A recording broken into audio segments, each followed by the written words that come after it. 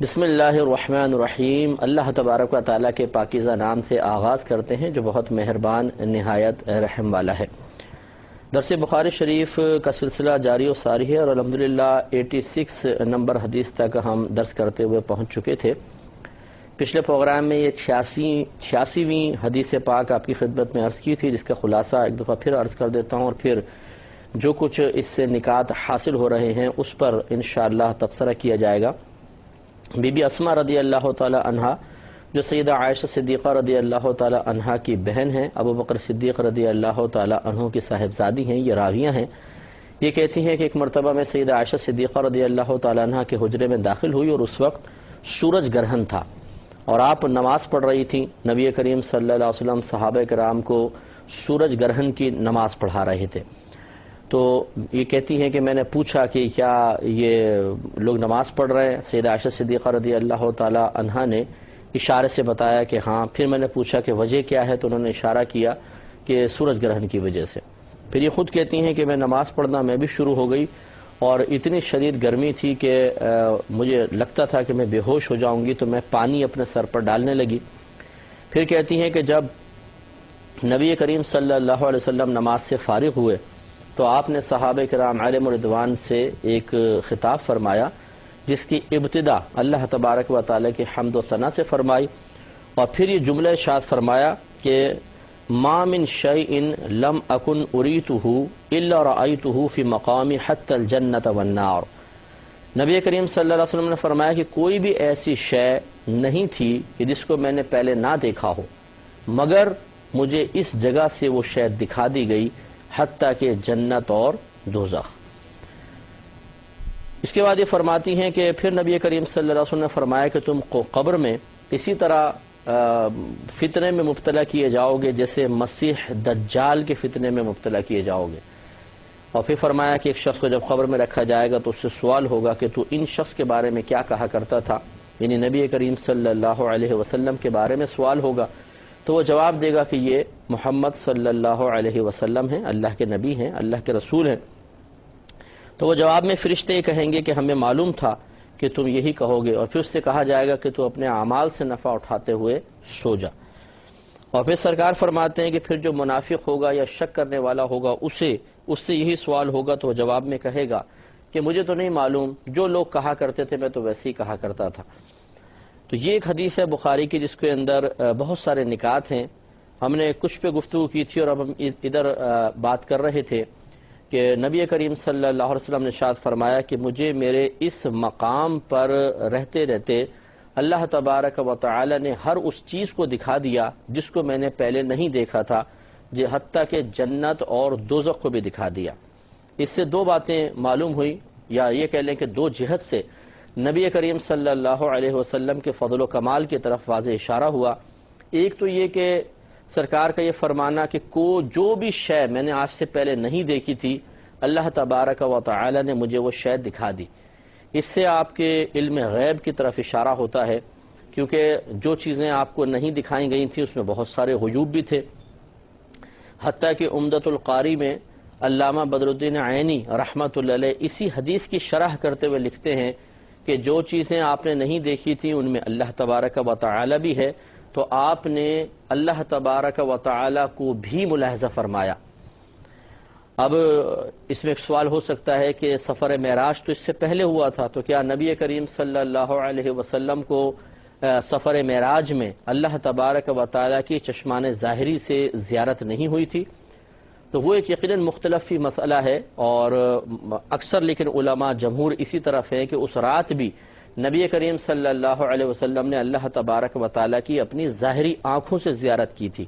اور اس میں بھی ایک اشارہ مل گیا۔ تو یہ نبی کریم صلی اللہ علیہ وسلم بعض اوقات ہوتا ہے، اسلوب کلام ایسی ہوتا ہے کہ یہ آپ کے کہنے کا مقصد نہیں تھا کہ جتنی چیزیں ابھی دکھائی گئیں اس سے پہلے میں نے ان کو نہیں دیکھا تھا، کیونکہ جنت اور دوزخ بھی تو آپ کو دکھا دی گئی تھی سفر معراج پر۔ تو کہنے کا مطلب سرکار صلی اللہ علیہ وسلم کا یہی تھا کہ جتنی آج سے پہلے نہیں دکھائی گئی تھیں وہ بھی، اور جو دکھا دی گئی تھیں انہیں بھی دوبارہ دکھا دیا گیا۔ اگر ہم یہ مفہوم لے لیں کہ گویا کہ سرکاری فرمانیں جو پہلے دکھا دی گئیں وہ تو دکھا دی گئیں، اور جو نہیں دکھائی گئی تھیں وہ آج وہ بھی دکھا دی گئیں، تو پھر اس سے معلوم ہوگا کہ آپ کو ہر وہ شے دکھا دی گئی کہ جو آپ سے مطلب پوشیدہ تھی اور آپ کے سامنے ظاہر نہیں ہوئی تھی۔ لاسٹ پروگرام میں اسی لیے لفظ شے کے اوپر میں نے کلام کرنا چاہا تھا، ابھی وقت ختم ہو گیا تھا، اور ہم آپ کو بتا رہے تھے کہ لفظ شے کے دو معنی ہیں۔ ایک معنی تو ہوتا ہے موجود، یعنی شے بمانے موجود، اس معنی کے اعتبار سے آپ اللہ تبارک و تعالیٰ کو بھی شے کہہ سکتے ہیں کیونکہ اللہ تعالیٰ بھی موجود ہے۔ اور ایک شے کا معنی ہوتا ہے اس چیز کو کہتے ہیں کہ جسے اللہ تبارک و تعالیٰ نے پیدا فرمایا، وہ ہے شے، یعنی جو بھی چیز پیدا ہوتی ہے، جس کے پیدائش کا کوئی دوسرا سبب بنتا ہے، اسے شے کہتے ہیں۔ اس اعتبار سے اللہ تبارک و تعالیٰ پہ لفظ شے کا اطلاق نہیں ہو سکتا، کیونکہ اللہ تعالیٰ کو کسی نے پیدا نہیں کیا، کسی نے نہیں بنایا، کیونکہ اب ہم یہ معنی لے رہے ہیں کہ شے وہ چیز ہوتی ہے جس کو پیدا کیا ہو یا اس کی پیدائش کا کوئی دوسری چیز سبب بنی ہو۔ تو اللہ تبارک و تعالیٰ تو تمام عالم کے وجود کا سبب ہے، لیکن خود اللہ تبارک و تعالیٰ کے وجود مسعود کا کوئی سبب نہیں ہے۔ اس معنی کے اعتبار سے اللہ تعالیٰ کو لفظ شے نہیں کہہ سکتے ہیں، اور اسی معنی کے اعتبار سے فقہا نے لکھا کہ جس نے اللہ تبارک و تعالیٰ کو شے کہا وہ کافر ہو جائے گا۔ وجہ اس کی یہی ہے کہ اگر کوئی مخلوق کا اعتبار کرتے ہوئے کہ شے بمانے مخلوق، یعنی شے اسے کہتے ہیں جس کو پیدا کیا گیا، اس معنی کے اعتبار سے اللہ تعالیٰ کو کہے گا تو گویا کہ وہ اللہ تعالیٰ کو بھی مخلوق کہہ رہا ہے، اور ہر مخلوق کا کوئی نہ کوئی خالق بھی ہوتا ہے، اس اعتبار سے معاذ اللہ ثم معاذ اللہ اللہ تعالیٰ کا کوئی خالق بھی ہوگا، اور اسی سے اللہ تعالیٰ کے ازلی ہونے کی بھی نفی ہو جائے گی، کیونکہ کوئی شے جب پہلے نہیں ہوتی بعد میں مارے سے وجود میں آتی ہے تو وہ ازلی اور قدیم نہیں، تو حالانکہ اللہ تعالیٰ ازلی اور قدیم ہے۔ تو خلاصہ کلام یہ ہے کہ اگر ہم یہ شے کا یہاں پر اس حدیث میں وہ والا معنی لیں شے بمانے موجود، تو پھر اس میں کوئی حرج نہیں ہے کہ یہ دعویٰ بالکل درست ہوگا کہ نبی کریم صلی اللہ علیہ وسلم نے اپنے اسی مقام سے کھڑے کھڑے اللہ کی عطا سے ہر اس شے کو دیکھ لیا جو اس کائنات میں موجود تھی، چاہے وہ آپ کی نگاہوں سے پوشیدہ تھی، آپ کو دکھا دی گئی، اور اللہ تبارک و تعالیٰ کی آپ نے یہاں سے یہیں پہ کھڑے کھڑے زیارت کر لی، حتیٰ کہ جنت اور دوزخ۔ تو اس سے ایک تو نبی کریم صلی اللہ علیہ وسلم کی علمی وسعت کا اندازہ ہوا کہ شے بمانے موجود لے لیں، کائنات میں کیا کیا چیز موجود ہے، اور ہر شے کو میں نے بڑی لمبی میں نے آپ کو تفصیل سے سمجھایا تھا کہ جب ایک اسم نکرہ ہو اور تحت نفی آ جاتا ہے، یعنی نفی کے بعد آ جاتا ہے، تو وہ لفظ جن جن چیزوں پر بولا جا سکتا ہے وہاں پر وہ تمام چیزیں مراد ہوتی ہیں، یعنی ان تمام چیزوں کا ذکر کرنا گویا کہ مقصود ہوتا ہے۔ تو جب سرکار نے فرمایا ما من شیئن، کہ کوئی بھی شے ایسی نہیں تھی جس کو میں نے پہلے نہ دیکھا ہو مگر وہ مجھے دکھا دی گئی، تو اس کا مطلب ہے ہر موجود چیز آپ کو دکھا دی گئی، اور یہ نبی کریم صلی اللہ علیہ وسلم ارشاد فرما رہے ہیں کوئی جھوٹ کا احتمال تو ہو ہی نہیں سکتا۔ پھر یہ بھی ہو سکتا ہے کہ ایک حقیقت ہوتی ہے، ایک مجاز ہوتا ہے، جیسے میں کہوں کہ بھئی جیسے پولیس والے ہوتے ہیں، گھر میں داخل ہوتے ہیں، تلاشی لی تو کہتے ہیں بھئی ہم نے تو گھر کا چپا چھان مارا، ہمیں کچھ نہیں ملا۔ حالانکہ چپا چھاننے کا مطلب تو ایک ایک چیز کو دیکھنا ہے، لیکن بہت سی چیزیں ایسی ہوتی ہیں جیسے تکیہ ہے اس کو دیکھا اٹھا کے پھینک دیا، برتن ادھر کر دیا ادھر کر دیا، ہر چیز کو اس طرح صوفے اٹھا کے دیکھ لیے، پھاڑ کے تو نہیں دیکھتے ہیں ہر چیز کو۔ تو صحیح بات تو یہ ہے کہ چپا دیکھنا تو اس وقت ثابت ہو جب ایک ایک چیز کو پھاڑ کر کھول کر اچھی طریقے سے دیکھا جائے، لیکن ہمارے ہاں مجازن بعض اوقات ایسا ہوتا ہے کہ حقیقتاً نہیں، مجازن استعمال کرتے ہوئے اکثر چیزوں کی جیسے تلاشی لے لی تو کہتے ہیں چپا چھان لیا۔ تو اگر اب یہاں پر یہ احتمال ہو سکتا ہے کہ نبی کریم صلی اللہ علیہ وسلم کا یہ فرمان ہے کہ جو چیزیں مجھے نہیں دکھائی گئی تھیں یہاں سے میں نے دیکھ لی،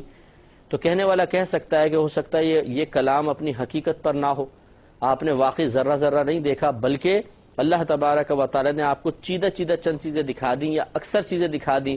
تو آپ نے جو اکثر چیزیں یعنی زیادہ تعداد میں چیزیں دیکھیں،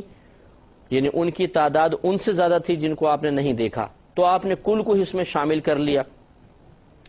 تو اس کا جواب یہ ہے کہ ہاں یہ احتمال تو ہے، لیکن یاد رکھیں کہ اصول یہ ہے کہ جب تک کسی کلام سے حقیقی معنی مراد لینا ممکن ہوتا ہے مجاز کی طرف نہیں جائیں گے۔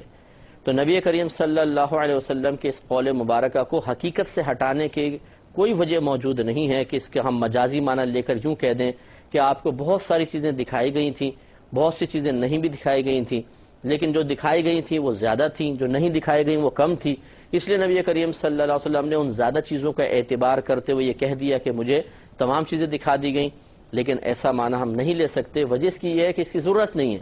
یعنی مجاز سے ہٹ کر، حقیقت سے ہٹ کر مجاز کی طرف جانا اسی وقت ہوتا ہے کہ جب کوئی صحیح معقول وجہ ہو۔ تو اصل کلام کو حقیقت پر محمول کرنا یعنی اس سے حقیقی معنی اخذ کرنا ضروری ہوتا ہے، لہٰذا یہاں پر بھی ایسے ہوا کہ نبی کریم صلی اللہ علیہ وسلم خبر دے رہے ہیں، آپ سچے ہیں، مخبر صادق ہیں، اور آپ کے کلام کو حقیقت پر ہی محمول کیا جائے گا۔ تو نتیجہ یہ نکلا کہ آپ نے ایک ہی مقام پہ کھڑے کھڑے تمام چیزوں کو ملاحظہ فرما لیا، اور جب ملاحظہ فرمایا تو اس سے معلوم ہوا کہ ذرے ذرے کا علم آپ کو اللہ تعالیٰ نے عطا فرما دیا۔ ایک بات تو یہ ہے۔ اچھا، اس میں ایک اور شبہ بھی ہے، چلے وہ بھی پہلے ازالہ کر لیتے ہیں، پھر میں بتاتا ہوں کہ دوسرا کمال کیا ظاہر ہوا۔ اس میں یہ شبہ پیدا ہو سکتا ہے کہ اگر یہ مان لیا جائے کہ نبی کریم صلی اللہ علیہ وسلم کو ہر پوشیدہ شے دکھا دی گئی تھی، تو کیا اللہ تبارک و تعالیٰ کے علم سے آپ کے علم کی برابری لازم نہیں آئے گی؟ کہ اگر ہم یہ کہیں کہ نبی کریم صلی اللہ علیہ وسلم کو کائنات کا ذرہ ذرہ دکھا دیا گیا، تو پھر اللہ تبارک و تعالیٰ کا علم اور نبی کا علم برابر نہیں ہو گیا؟ اس کا جواب یہ ہے کہ نہیں ہوا۔ وجہ اس کی یہ ہے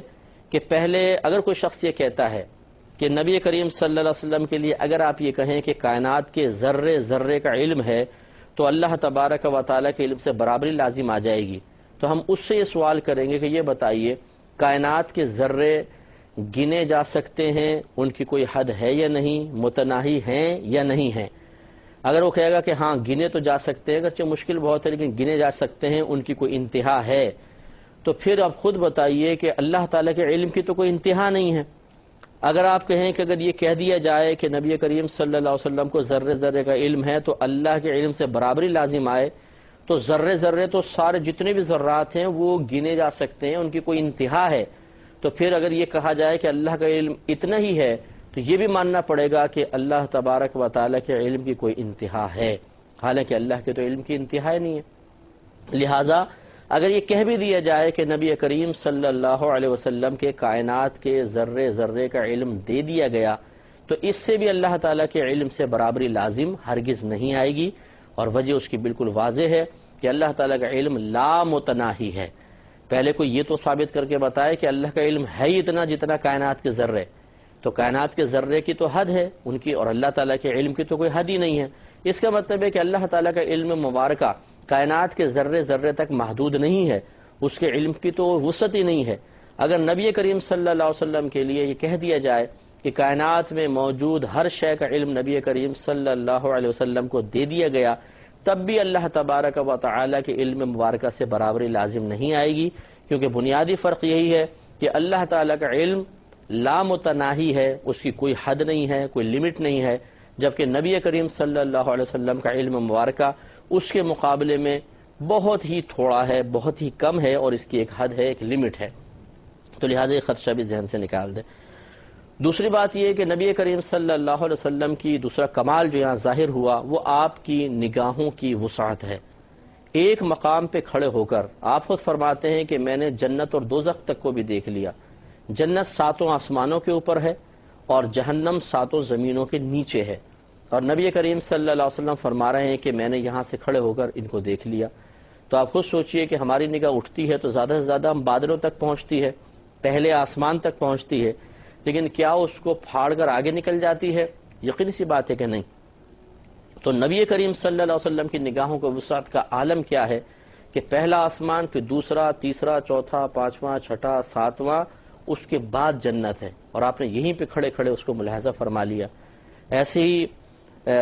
زمین جو ہے، اس میں آپ ہمیں پتہ ہے کہ کوئی ایسا ہول تو نہیں ہے کہ اس میں جھانک کر دیکھ لیا ہو، ٹھوس زمین ہے، اور نبی کریم صلی اللہ علیہ وسلم کی نگاہوں کی وسعت کا عالم یہ کہ تمام زمینوں کو چیرتی ہوئی آپ کی نگاہ جہنم تک پہنچ گئی،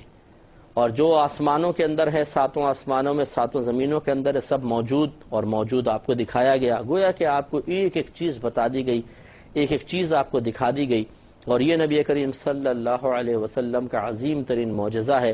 تو اس سے معلوم یہ ہوا کہ آپ ایک مقام پہ کھڑے کھڑے اگر چاہیں بعطائے الہی، اللہ تعالیٰ کے اذن سے، اللہ تعالیٰ کی اجازت سے، اللہ تعالیٰ کے دیے ہوئے کمال سے، اللہ کے انعام سے، اللہ کی رحمت سے پوری کائنات کو دیکھ سکتے ہیں۔ اور یہ یاد رکھیں کہ دنیا سے پردہ فرما جانے کے بعد قوتیں بڑھتی ہیں، کم نہیں ہوتی، روحانی قوتوں میں اور اضافہ ہو جاتا ہے۔ جیسے کہ آپ دیکھیں ایک عام آدمی صرف اگر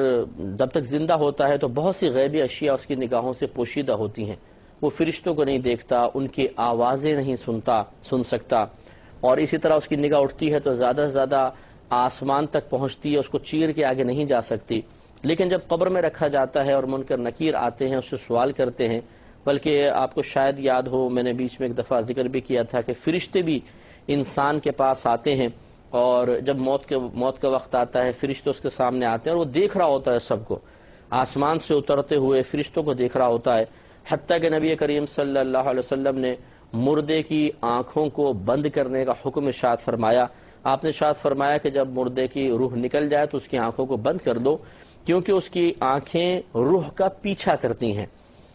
یعنی نکل کے روح یوں نکلتی ہے تو پھر اس کی نگاہیں اٹھ جاتی ہیں۔ تو اس کا مطلب یہ ہوا کہ مرنے کے بعد نگاہیں اتنی تیز ہو جاتی ہیں کہ فرشتوں کو بھی انسان دیکھتا ہے، روح کو بھی انسان دیکھتا ہے، اور اسی طریقے سے ان کی آوازیں سن سکتا ہے۔ اور پھر جب قبر میں رکھا جاتا ہے اور منکر نکیر اس سے سوالات کریں، اگر وہ جوابات دے لے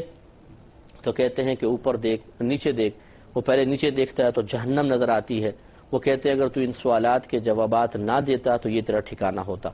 پھر جہنم کو بند کر دیا جاتا ہے اور کہتے ہیں اوپر دیکھ، وہ دیکھتا ہے تو جنت نظر آتی ہے، وہ کہتے ہیں اب یہ تیرا ٹھکانہ ہے، جب تو بروز قیامت اللہ تعالیٰ کی بارگاہ سے فارغ ہوگا تو تجھے یہاں داخل کیا جائے گا۔ پھر جنت سے کھڑکی کھول دی جاتی ہے جس کی خوشبوئیں اور جس کی تر و تازگی وہ قیامت تک محسوس کرتا رہے گا۔ جبکہ منافق یا کافر ہو تو جسٹ اپوزٹ مسئلہ ہوتا ہے کہ پہلے جنت کی کھڑکی کھولی جاتی ہے اور کہا جاتا ہے کہ اگر تو سوالات کے جوابات دے لیتا تو تیرا یہ ٹھکانہ ہوتا، پھر بند کر دی جاتی ہے، اس سے اسے حسرت ہوتی ہے، پچھتاوا ہوتا ہے، تکلیف ہوتی ہے، اور پھر اس کو جہنم کی کھڑکی کھول کر دکھائی جاتی ہے اور کہا جاتا ہے کہ دیکھ اب یہ تیرا ٹھکانہ، اور قیامت تک پھر وہاں کی گرم لپٹیں آتی ہیں۔ معلوم یہ ہوا کہ یہ ایک عام شخص کا تذکرہ ہے، بلکہ یہ تو کافر اور منافق کا تذکرہ ہے کہ وہ بھی مرنے کے بعد فرشتوں کی آوازیں سنتا ہے، ان کو دیکھتا ہے، روح کو دیکھتا ہے، اور نگاہیں اٹھاتا ہے تو ساتوں آسمانوں کے اوپر چلی جاتی ہے، نگاہیں جھکاتا ہے تو جہنم تک دیکھ لیتا ہے۔